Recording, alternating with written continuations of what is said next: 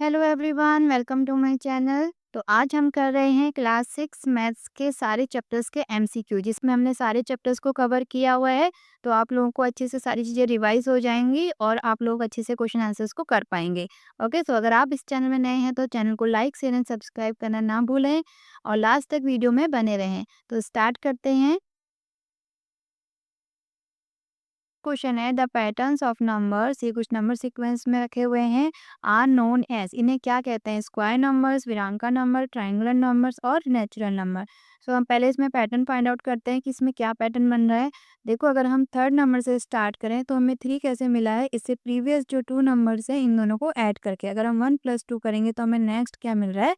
3। Okay, next 5 हमें कैसे मिल रहा है? अगर हम 2 प्लस 3 को प्लस करेंगे देन 5 एंड 8, अगर हम 3 + 5 को ऐड करेंगे तो हमें क्या मिल रहा है? 8। Mean we are getting the next number by adding its to previous number. Okay, so 13 + 22 को ऐड करेंगे तो हमारा नेक्स्ट नंबर हो जाएगा 34। ओके, सो ऐसे भी क्वेश्चन आपको पूछा जा सकता है कि इससे नेक्स्ट 3 नंबर्स को लिखिए। इस पैटर्न को कहते हैं विरांका नंबर्स। ओके, तो ऑप्शन नंबर सी करेक्ट है।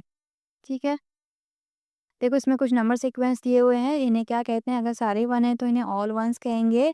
1 2 3 4 को काउंटिंग नंबर्स कहते हैं, इन्हें हम नेचुरल नंबर भी कहते हैं। नेक्स्ट है odd number, even number. Odd and even आपको पता होगा, जो 2 से डिविजिबल होते हैं उन्हें इवन नंबर कहते हैं, जो 2 से डिवाइड नहीं होते उन्हें ऑड नंबर कहते हैं, जैसे आपके 1 3 5 7 9 ये हैं। ट्रायंगुलर नंबर है 1 3 6, तो इसमें क्या पैटर्न फॉलो हो रहा है? देखो देखो, अगर आप इन दो नंबर्स के बीच का डिफरेंस फाइंड आउट करेंगे तो कितना आएगा? 2 6 - 3 3। 10 में 6 को माइनस करेंगे 4, 15 से 10 को माइनस करेंगे 5। सो क्या पैटर्न बन रहा है? 2 3 4 5 का डिफरेंस आ रहा है। इसका मतलब नेक्स्ट में कितना हुआ? 6 7 एंड देन जो नेक्स्ट नंबर आएगा उसमें 8 का डिफरेंस होगा, तो ये नंबर आएगा 36। ओके, सो इन नंबर को ट्रायंगुलर नंबर्स कहते हैं। ट्रायंगुलर नंबर्स इन्हें क्यों कहते हैं? अगर आप इन्हें विजुअलाइजेशन फॉर्म में देखेंगे तो आपका ट्रायंगल बनेगा। जैसे सपोज 1 है, सो 1 के लिए हम एक डॉट रखते हैं, 3 के लिए हम कितने डॉट रखेंगे? 3। तो देखो आपका क्या बन रहा है? एक ट्रायंगल बन रहा है। नेक्स्ट 6 है, आप 6 नंबर को ऐसे अरेंज करेंगे कि आपका एक ट्रायंगल बनता है। ओके, ऐसे। सो इसलिए इन्हें ट्रायंगुलर नंबर्स कहते हैं। नेक्स्ट है आपका स्क्वायर्स है। देखो आप इसमें 1 का स्क्वायर 1, 2 का स्क्वायर 4, 3 का स्क्वायर 9 से 4 का स्क्वायर 16, ऐसे सारे नेचुरल नंबर के क्या हैं? ये स्क्वायर्स है। तो आपका क्यूब्स है। अगर आप नेचुरल नंबर्स का क्यूब करेंगे तो आपको ये सीक्वेंस मिलेगा। 1 का क्यूब 1 ही होता है। 2 का क्यूब अगर आप करेंगे, 2 का क्यूब मीन्स 2 को आप 3 टाइम मल्टीप्लाई कर रहे हैं। ओके, सो 2 2 जा 4, 4 2 जा 8। ऐसे अगर आप 3 को 3 टाइम मल्टीप्लाई करेंगे तो हमें क्या मिलेगा? 3 3 जा 9, 9 3 जा 27। सो ये जो हमारे नेचुरल नंबर हैं इनका क्या है? क्यूब है, इसके लिए क्यूब्स हैं। नेक्स्ट है विरांका नंबर, ये भी हमने डिस्कस किया है। विरांका नंबर्स क्या है कि जो थर्ड नंबर है वो उसके आगे के 2 प्रीवियस नंबर को ऐड करके हमें मिल रहा है। सो पावर्स ऑफ 2 में ये 2 की पावर से हैं सारे। देखो 2 की पावर 0, 2 की पावर 1, 2 की पावर 2, 2 की पावर 3, ऐसे आपको मिलते रहेगा। 2 की पावर 0 है, मीन्स अगर किसी भी नंबर की पावर 0 है तो उसकी वैल्यू 1 होती है। 2 की पावर 1, 2 की पावर 1 2 ही होगा। 2 का स्क्वायर 2 2 जा 4, 2 की क्यूब, 2 का क्यूब 8। ओके, नेक्स्ट है पावर ऑफ 3। पावर ऑफ 3 में देखेंगे ये सारे 3 की पावर्स है। अगर हम 3 की पावर 0 लेंगे तो इसकी वैल्यू 1 होगी। 3 की पावर 1 3 होगा। 3 का स्क्वायर करेंगे, 2 लेंगे पावर, अगर 3 3 ज़ा 9, 3 का क्यूब करेंगे तो 27 हमें मिलेगा। ऐसे ही हम आगे को करते जाएंगे तो हमें ये पैटर्न मिलेगा। इसे हम कहते हैं पावर्स ऑफ 3। ओके, सो देखो इसमें से अगर आपके कोई भी क्वेश्चन आता है तो आप उसे कर सकते हैं। आप किसी कोई भी पैटर्न अगर आपको दिया है, वो ट्रायंगुलर नंबर है, इवन नंबर है, ऑड नंबर है, ये आप पहचान सकते हैं। ठीक, नेक्स्ट है a line has. A line has 1 end point, 2 end point, no end points और 3 एंड पॉइंट्स। ओके, सो देखो लाइन आपकी ये होती है, इसका कोई एंड पॉइंट नहीं होता है, इसमें दोनों साइड एरो हैं। इसका मतलब है कि दोनों ही डायरेक्शन में एक्सटेंड होती है, इसमें कोई एंड पॉइंट नहीं होता है। तो इसका आंसर होगा no end points, B option. ठीक है, इसमें आपका एक और होता है रे। रे आपकी एक ही डायरेक्शन में मूव करती है, इसमें 1 एंड पॉइंट होता है। एंड नेक्स्ट आपका होता है लाइन सेगमेंट। लाइन सेगमेंट क्या होता है? It is a part of a line. Line का एक पार्ट है जिसे आप मेजर कर सकते हैं और इसमें 2 एंड पॉइंट्स होते हैं। नेक्स्ट थर्ड क्वेश्चन है, instrument used to measure angles. So देखो व्हाट इज एंगल? एंगल क्या होता है? जब आपकी 2 रेज किसी एक पॉइंट में मिलती है तो यहाँ पे क्या बनता है? एंगल। सो इस एंगल को मेजर करने के लिए हम किसका यूज करते हैं, ये आपको बताना है। सो प्रोटेक्टर इसका करेक्ट आंसर है। प्रोटेक्टर को हम यूज करते हैं एंगल को मेजर करने के लिए। सो देखो आप पिक्चर में देख सकते हैं, ये है प्रोट्रैक्टर जिसका यूज़ एंगल को मेज़र करने के लिए किया जाता है। ये है डिवाइडर जिसमें 2 नीडल्स होती हैं और जिसका यूज़ हम किसी भी 2 पॉइंट्स के बीच की डिस्टेंस को मेज़र करने के लिए करते हैं। या स्क्वायर सेट्स है, कंपास है, सर्किल ड्रॉ करने के लिए यूज़ करते हैं। नेक्स्ट रूलर है जिसका यूज़ आप लाइन ड्रॉ करने के लिए और मेज़र करने के लिए यूज़ करते हैं। फोर्थ क्वेश्चन है an acute angle is. Okay, so देखो ये प्रोटेक्टर है जिसका यूज आप एंगल को मेजर करने के लिए करते हैं। अगर आप प्रोटेक्टर देखेंगे तो ये आपका कुछ इस तरीके से होता है। ये इसका सेंटर पॉइंट है, यहाँ पे 0 डिग्री इसमें एंगल बने होते हैं। सो यहाँ पे आपका एकदम सीध में ये होता है 90 डिग्री एंगल। ओके, सो ये जब आपका एल लेटर जो बनता है इसके बीच में जो एंगल बनता है ये होता है 90 डिग्री का। ठीक है, सो और यहाँ पे होता है 180 डिग्री का एंगल। सो यहाँ पे बीच में 10, 20, 30, 40, 50, 80, 90 तक एंड देन 110, 120 ऐसे करके 180 तक जाता है। सो जो एंगल 0 to 90 के बीच में लाई करते हैं उन्हें हम कहते हैं acute angle. Okay, so less than 90 degree जो होते हैं, लेस देन 90 डिग्री, तो इसका ऑप्शन बी होगा less than 90 degree. Okay, equal to 90 degree angle को हम राइट एंगल कहते हैं। ठीक है, ग्रेटर देन 90 डिग्री, 90 डिग्री से 80 डिग्री के बीच के एंगल, इन्हें हम ऑब्ट्यूज एंगल कहते हैं। लेस देन 90 डिग्री आपका एक्यूट एंगल हो गया। इक्वल टू 180 डिग्री, ये टोटल 180 डिग्री, ये आपका स्ट्रेट लाइन में बनता है। ये टोटल एंगल 180 डिग्री का होता है, इसे स्ट्रेट एंगल कहते हैं। ठीक है, स्ट्रेट एंगल। तो नेक्स्ट करते हैं two rays with a common end point form an angle. ये अभी हमने किया था, जब टू रेज किसी एक कॉमन एंड पॉइंट पे मीट करती हैं तो आपका क्या बनता है, यहाँ पे एंगल बनता है और इस कॉमन पॉइंट को वर्टेक्स कहते हैं। ठीक है, और इन रेज को हम क्या कहते हैं, आर्म्स। नेक्स्ट है which is a prime number. तो पहले समझते हैं प्राइम नंबर्स क्या होते हैं। Prime numbers are those numbers who has only two factor. Okay, who has only two factor, one and the number itself. ठीक है, इसके कोई भी फैक्टर नहीं होते। फैक्टर्स वो होते हैं जिनकी टेबल में 9 आता है। ओके, सो फर्स्ट होगा 1, 1 is a factor of all numbers क्योंकि सारे नंबर्स 1 की टेबल में आते हैं। नेक्स्ट 2 से 9 डिविजिबल नहीं होगा, 3 की टेबल में आता है, 3 थ्रीज आर 9, देन 9 खुद की टेबल में आता है। ओके, सो 1 एंड 9 के अलावा इसका एक एक्स्ट्रा फैक्टर भी है 3, तो that's mean it's not a prime number. ऐसे ही हम देखेंगे 15 के फैक्टर देखेंगे 1, 3 की टेबल में 3 5 ज़ा 15, 5 3 ज़ा 15। ओके, एंड देन 15, तो इसके भी 2 एक्स्ट्रा फैक्टर हैं, that's mean it's also not a prime number. 17 के अगर हम फैक्टर निकालेंगे तो 17 किसी की टेबल में नहीं आएगा। 17 के 2 ही फैक्टर्स होंगे, 1 एंड 17, सो यही हमारा आंसर होगा। ओके, 21 के भी एक्स्ट्रा फैक्टर्स होते हैं, 1 3 7 ज़ा 21, 7 3 ज़ा 21 एंड 21। सो ये सारी नंबर जिनके मोर देन 2 फैक्टर्स होते हैं इन्हें हम कहते हैं कंपोजिट नंबर। ओके, इन्हें हम कंपोजिट नंबर कहते हैं। और जिनके सिर्फ 2 ही फैक्टर्स होते हैं, 1 एंड द नंबर इटसेल्फ, इसे हम कहेंगे prime number. Okay, okay, so question number 7 है मेघना wants to compare angle PQR and STU using the supreme position method, which step is correct. So सबसे पहले हम समझते हैं सुप्रीम पोजीशन मेथड क्या होता है। देखो, सपोज अगर आप 2 एंगल को कंपेयर कर रहे हैं तो ये एंगल को कंपेयर करने के लिए यूज किया जाता है। सो ये एंगल है PQR। Okay, so next angle अगर हम लेते हैं STU एंड हमें इन दोनों एंगल को कंपेयर करना है, मीन्स हमें फाइंड आउट करना है कि कौन सा एंगल बड़ा है। तो सुप्रीम पोजीशन मेथड में हम क्या करेंगे, इस एंगल को इसके ऊपर ओवरलैप करके हम रखेंगे जिससे Q वर्टेक्स T के ऊपर आएगा। ओके, एंड ये बेस लाइन आपकी सेम रहेगी, ये TS है। नेक्स्ट आपकी QP अगर हम इसके ऊपर इसको ओवरलैप करके रखेंगे तो ऐसे आएगी। QR लाइन है वो कुछ ऐसे आएगी। ओके, सो जिससे हमें पता चलेगा कि angle Q is smaller than angle T। Okay, so this method is called supreme position, जिसमें हम एक एंगल को दूसरे के ऊपर ओवरलैप करके रखते हैं। ओके, सो फर्स्ट ऑप्शन है place the angle side by side without overlapping, no, क्योंकि हम ओवरलैप करके ही रखते हैं। ऑप्शन बी है superimpose angle PQR on STU by matching vertex and rays, yes, ये ऑप्शन आपका करेक्ट है। Measure both with protractor first, no, supreme position method में हम एक दूसरे के ऊपर ओवरलैप करके एंगल्स को कंपेयर करते हैं, इसमें किसी भी प्रोटेक्टर इसका यूज नहीं होता है। ओके, सो 8th क्वेश्चन है डाटा मीन्स। ओके, सो इसका करेक्ट आंसर है information. What is data? Data is a collection of information. Next question है 9, the pictorial representation of data is called bar graph, tables, infographics, pictograph. So correct option D है pictograph. जिसमें आप pictures का use करके data को represent करते हैं उसे पिक्टोग्राफ कहते हैं। ये जैसे एग्जाम्पल है, इसमें ट्रैक्टर का बताया हुआ है कि किस विलेज में कितने ट्रैक्टर हैं, तो पूरे ट्रैक्टर को ड्रॉ करके हमने एक पिक्टोग्राफ बनाया हुआ है। बार ग्राफ आप लोगों ने पढ़ा होगा, जिसमें आप किसी भी डाटा को ऐसे ऐसे रिप्रेजेंट करते हैं, ठीक है, लाइक दिस। तो ये आपके बार ग्राफ होते हैं।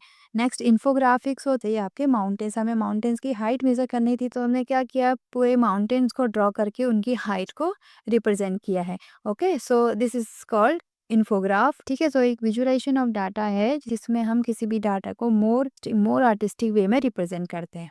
ठीक है, क्वेश्चन नंबर 10 है एचसीएफ ऑफ 6 एंड 12। हमें 6 एंड 12 का एचसीएफ निकालना है। एचसीएफ मीन्स होता है हाईएस्ट कॉमन फैक्टर। तो सबसे पहले हम 6 एंड 12 के फैक्टर्स निकालेंगे। 6 के फैक्टर वो होंगे जो 6 को कम्प्लीटली डिवाइड करते होंगे। 1 is a factor of all numbers, 2 की टेबल में आता है 2 3 6, 2 कम्प्लीटली डिवाइड करेगा 6 को, 3 की टेबल में 6 आता है एंड 6। ठीक है, तो ये 4 हमारे फैक्टर्स निकले 6 के। नेक्स्ट 12 के फाइंड आउट करेंगे। 1 की टेबल में आता है, 2 की टेबल में 12 आता है, 3 4 आर 12 होता है, 6 की टेबल में 12 आता है एंड 12 खुद की टेबल में।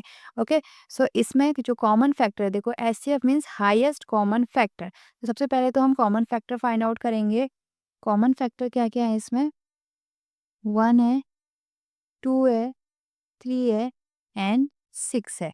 ओके, सो 1 3 एंड 6 इसके कॉमन फैक्टर हैं और इसमें सबसे हाईएस्ट कॉमन फैक्टर क्या है? 6 है। सो एचसीएफ क्या आ जाएगा? 6। ऑप्शन सी करेक्ट है। 11th क्वेश्चन है फैक्टर्स ऑफ 15 आर। तो 15 के फैक्टर फाइंड आउट करेंगे। 1 3 5 आर 15, 5 3 आर 15 एंड 15। ओके, सो इसका ऑप्शन बी है। नेक्स्ट है formula of area of rectangle. Rectangle के एरिया का फॉर्मूला क्या होता है? रेक्टेंगल आपका ऐसा होता है जिसमें लेंथ होती है यानी ब्रीथ होती है, अपोजिट साइड्स इक्वल होती हैं, तो ये भी आपकी लेंथ होगी, ब्रीथ होगी। तो इसका एरिया होता है L into B. Option C correct है। Okay, 2 into L plus B इसका पेरीमीटर होता है। Perimeter means length of boundary. Okay, ये पूरी। 13 क्वेश्चन है perimeter of square with side 6। Perimeter of square का फॉर्मूला होता है 4 इंटू साइड। 4 इंटू साइड हमें 6 दिया हुआ है, 6 4 आर 24। बी ऑप्शन करेक्ट है। नेक्स्ट है 14, the prime factorisation of 64 is. Prime factor हमने पढ़े हैं। प्राइम फैक्टर क्या होते हैं? ऐसे नंबर्स जिनके 2 ही फैक्टर्स होते हैं, 1 and the number itself. Okay, so हमें 64 के फैक्टर करने हैं। प्राइम फैक्टराइजेशन है मीन्स 64 के जो फैक्टर्स होंगे वो सारे क्या होंगे? प्राइम नंबर्स होंगे। ओके, सो फर्स्ट क्वेश्चन देखते हैं। 2 मल्टीप्लाई टू 4, 4 2 आर 8, 8 2 16, 16 2 32, 32 2 आर 64। सो यही क्या होगा हमारा आंसर। इसमें देखो सारे नंबर्स जो हैं वो प्राइम नंबर्स हैं। Okay, so answer A correct है। देखो इसके और ऑप्शन भी चेक कर लेते हैं। 8 8 आर 64, इन दोनों को मल्टीप्लाई करके भी 64 आ रहा है, बट ये प्राइम नंबर्स नहीं है। 2 4 इसमें भी ये प्राइम नंबर्स नहीं है एंड 4 ये भी प्राइम नंबर नहीं है। ठीक है, तो ऑप्शन ए ही हमारा करेक्ट होगा। 15 क्वेश्चन है if perimeter of rectangle is 14 centimetre, width is 2 centimetre, what is the length. Okay, so perimeter of rectangle का फॉर्मूला होता है 2 इंटू लेंथ प्लस ब्रेथ। तो इसमें वैल्यू रखेंगे और लेंथ को फाइंड आउट करेंगे। तो पेरीमीटर दिया हुआ है 14, 2 लेंथ हमें फाइंड आउट करनी है, ब्रेथ हमें दी हुई है 2। अगर जब ये 2 मल्टीप्लाई होता है, अगर इसको इधर लेके आएंगे तो डिवाइड में आ जाएगा और 2 से 14 को डिवाइड करेंगे तो 2 7 आर 14, इधर आ जाएगा 17 एंड हमारे राइट साइड में बचेगा एल प्लस 2। 2 नंबर को अगर हम इधर लेके आएंगे, सो 2 प्लस का है, इधर आके माइनस का हो जाएगा। सो एल की वैल्यू क्या आ जाएगी? 7 minus 2 5 centimetre. Okay, so length आ गई 5 सेंटीमीटर। ऑप्शन बी करेक्ट है। नेक्स्ट देखते हैं which is a composite number. Composite number हमने अभी बताया था जिसके टू मोर देन 2 फैक्टर होते हैं। ओके, सो कंपोजिट नंबर क्या था? जिसके मोर देन 2 फैक्टर्स होते हैं, उन्हें कंपोजिट नंबर कहते हैं। ठीक है, सो इसमें देखो 37 किसी की भी टेबल में नहीं आता है, तो 37 क्या है? प्राइम नंबर है। 11 भी प्राइम नंबर है क्योंकि इसके 2 ही फैक्टर होते हैं, 1 एंड 11। 20 के देखेंगे हम, 22 की टेबल में आता है एंड 4 5 से 20 होता है, 5 4 ज़ा 20, 10 की टेबल में आता है एंड 20 खुद की टेबल में आता है। तो 2 के इतने सारे फैक्टर हैं, तो 2 ही हमारा क्या है? कंपोजिट नंबर है। ऑप्शन सी करेक्ट है। ओके, 29 भी क्या है? एक प्राइम नंबर्स है। तो इसमें ये तीनों ही प्राइम नंबर्स हैं एंड सी आपका कंपोजिट नंबर है। 17 क्वेश्चन है, which of the following is not an equivalent fraction of 2/3। सो 2/3 के इक्विवेलेंट फ्रैक्शन इसमें से कौन सा नहीं है वो हमें फाइंड आउट करना है। ओके, सो इक्विवेलेंट फ्रैक्शन क्या होता है कि अगर आप इन फ्रैक्शन को सिंपलेस्ट फॉर्म में रखेंगे तो अगर आपका 2/3 आता है तो मीन्स वो फैक्टर इसका इक्विवेलेंट फ्रैक्शन है। तो इसमें देखो 4/5 है, अगर 2 से हम इसको डिवाइड करते हैं 2 टू द 4, बट 5 2 से डिवाइड नहीं होता है। फ्रैक्शन में आप जिस नंबर से न्यूमरेटर में डिवाइड करते हैं उसी नंबर से डिनोमिनेटर में भी डिवाइड करते हैं, तो ये इसका इक्विवेलेंट फ्रैक्शन नहीं है।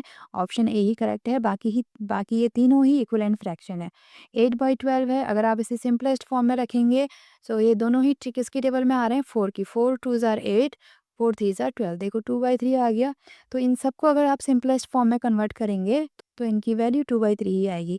ठीक है, देखो इसे 5 से कट करते हैं, 5 2 ज़ार 10, 5 3 ज़ार 15। ठीक है, सेम नंबर से आप ऊपर नीचे डिवाइड करेंगे, ये दोनों ही 6 की टेबल में आते हैं। 6 2 ज़ार 12, 6 3 ज़ार 18। सो ये भी कितना है, 2/3 है। मीन्स ये तीनों ही इक्विवेलेंट फ्रैक्शन है, मीन्स इन सब की वैल्यू 2/3 ही है एक्सेप्ट ए। 18 क्वेश्चन है, perpendicular lines makes angle of. ठीक है, जैसे ये आपको एक लाइन है, एक सेकेंड लाइन है। सपोज ये 2 लाइन्स हैं, अगर ये 2 लाइन एक दूसरे को 90 डिग्री एंगल पर मीट करती हैं तो मीन्स ये दोनों एक दूसरे के परपेंडिकुलर हैं, तो ऑप्शन बी करेक्ट है। ठीक है, 19 क्वेश्चन है, number of lines of symmetry in a rectangle. So lines of symmetry क्या होता है, किसी भी शेप की अगर आप लाइंस ऑफ सिमेट्री मीन्स उसे 2 इक्वल पार्ट्स में डिवाइड करना। ओके, सो रेक्टेंगल में देखते हैं कितनी लाइंस ऑफ सिमेट्री होती है। रेक्टेंगल को आप कितने टाइप से 2 इक्वल पार्ट्स में डिवाइड कर सकते हैं, एक तो हम इसे ऐसे वर्टिकली डिवाइड कर सकते हैं और एक हॉरिजॉन्टली। हॉरिजॉन्टल भी अगर हम इसे डिवाइड करेंगे तो ये 2 इक्वल पार्ट में, मीन्स इधर जो पोर्शन है वही सेम पोर्शन इधर होना चाहिए। ओके, सो इसमें कितनी लाइन ऑफ सिमेट्री बनी, 2, एक वर्टिकल और एक हॉरिजॉन्टल। सो इसमें लाइंस ऑफ सिमेट्री है 2, ऑप्शन ए करेक्ट है। अगर आप स्क्वायर में देखेंगे तो स्क्वायर में लाइन ऑफ सिमेट्री कितनी होती है, आप इसे ऐसे भी फोल्ड करके देख सकते हैं तो दोनों इक्वल आएंगे। ऐसे भी आप इसको फोल्ड कर सकते हैं और डायगोनली भी आप इसको फोल्ड कर सकते हैं, जिससे कि आपका ऐसा ट्राइंगल बनेगा। ओके, सो इसमें कितनी लाइन्स होती हैं, 1 2 3 4। सो स्क्वायर की लाइन ऑफ सिमेट्री 4 होती है। ठीक है, नेक्स्ट है 20, इन 5x 5 इज कॉल्ड। देखो 5x में 5 को कोफिशिएंट कहते हैं एंड x आपका वेरिएबल होता है। ओके, सो इसका आंसर बी है। नेक्स्ट करते हैं 21, value of x in x plus 3 equal to 7। तो ये आपको इक्वेशन दी हुई है। आपको पहले ही बताया कि अगर कोई नंबर को हम अपोजिट डायरेक्शन में लेके जाते हैं तो उसका साइन चेंज हो जाता है, इधर प्लस है तो इधर माइनस हो जाएगा। 7 में से 3 को माइनस करेंगे 4, सो ऑप्शन डी करेक्ट है, 4। The distance between the centre and any point on the circle is called dash of the circle. So centre से सर्कल के किसी भी पॉइंट के बीच की डिस्टेंस, ये डिस्टेंस इसे हम क्या कहते हैं, रेडियस। ये क्या होती है आपकी, रेडियस। ओके, सो सी ऑप्शन करेक्ट है। सेंटर आपका ये हो गया सर्किल में, इसे हम सेंटर कहते हैं। बी है कॉर्ड, अगर आप सर्किल के किसी भी 2 पॉइंट को मीट करते हैं ऐसे तो ये बनती है आपकी कॉर्ड। ठीक है, ये आपकी ऐसे भी हो सकती है, ऐसे भी हो सकती है, ऐसे भी हो सकती है। और अगर आपकी यही कॉर्ड इसके सेंटर से होके जाती है तो इसे हम कहते हैं डायमीटर। ओके, इसे आप डायमीटर कहते हैं। सो इसमें सी आंसर करेक्ट होगा, रेडियस। 23 है, एडिटिव इनवर्स ऑफ 54 इज।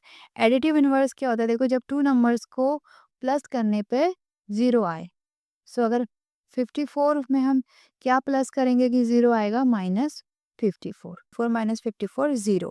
किसी भी 2 नंबर को प्लस करने पर 0 आए वो उसका एडिटिव।